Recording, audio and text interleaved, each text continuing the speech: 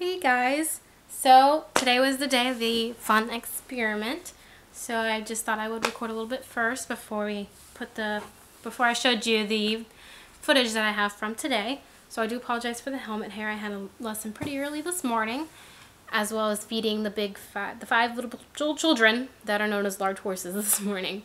So we've noticed the trend going on lately in the equestrian world over on Instagram, that people are saying, look at this great trust that I have with my horse. I'm going to lay down on the ground and I'm going to put their hoof on my stomach, and because that horse has trusted me and I trust this horse, they're not going to hurt me. It'll never hurt me. You are wrong. The horse is a very flighty animal. It can spook. A horse, on average, is about 1,200 pounds. That's tons more than what you weigh, with maybe averaging about 125, 130, what have you. We're also squishy. People are squishy. Look at the squish I have here, the squish I have here, the squish on my belly, because we're squishy things. We're squishy people. We have very minimal protection-wise from the outdoors, really, from anything. We are very susceptible to injuries, especially when working with such large flighty animals. All it could take was a fly landing on that leg for that horse to give a fly stomp, and not your stomach or your spleen or your intestines. That is gonna just that noise. You'll end up in the hospital. You could die. If you don't die, if there's ruptures in there, they could go septic, which could also lead to dying.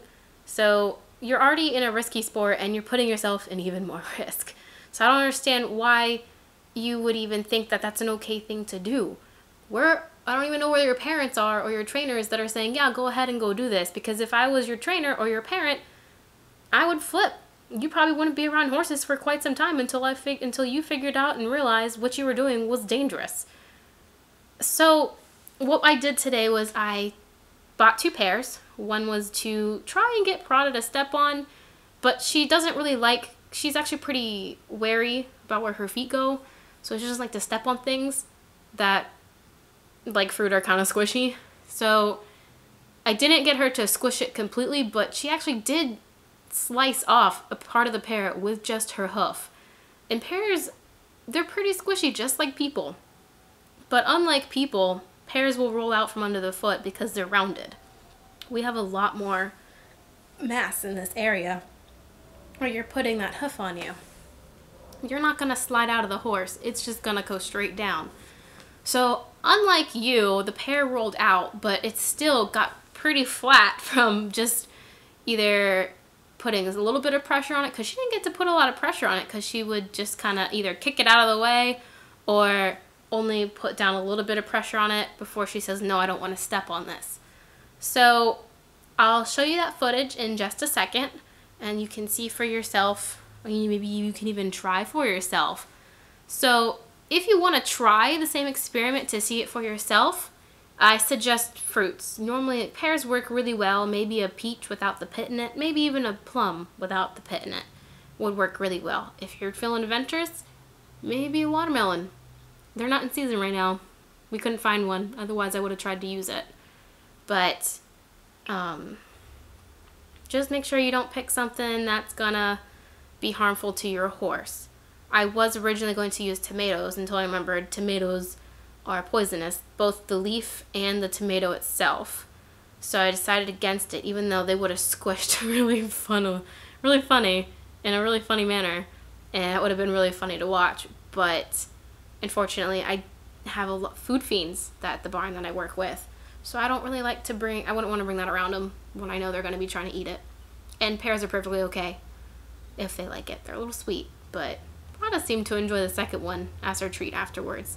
So here we go. Here's our footage. I hope you guys enjoy it.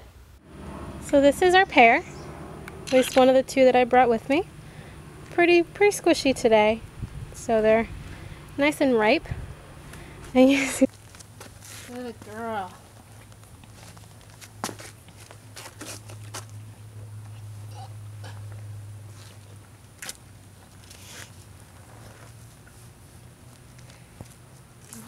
No.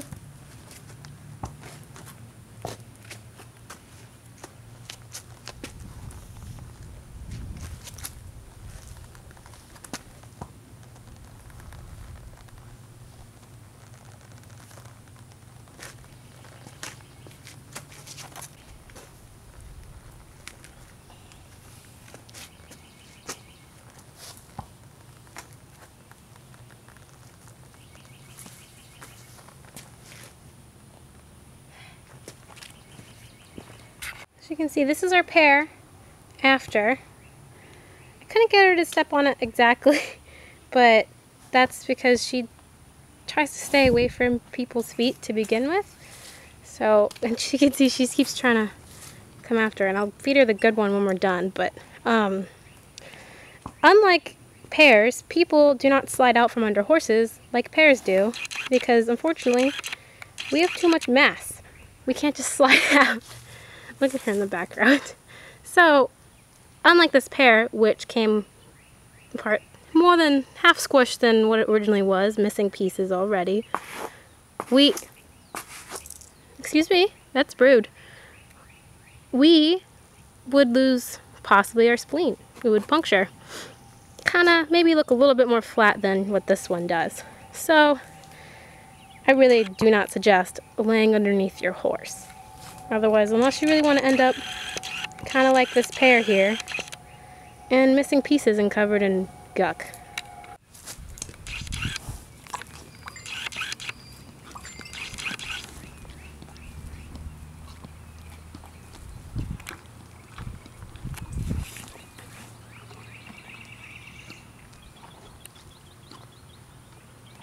You enjoy it?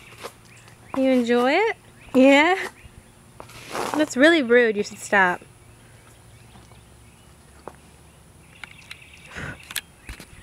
Prada likes Pears.